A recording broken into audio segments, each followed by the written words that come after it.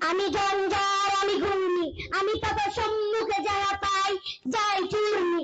আসসালামু আলাইকুম ওয়া রাহমাতুল্লাহি ওয়া বারাকাতুহু।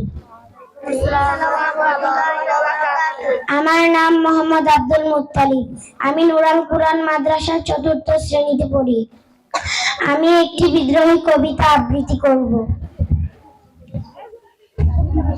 আমি জঞ্জার আমি ঘূর্ণি আমি তত সম্মুখে যারা পাই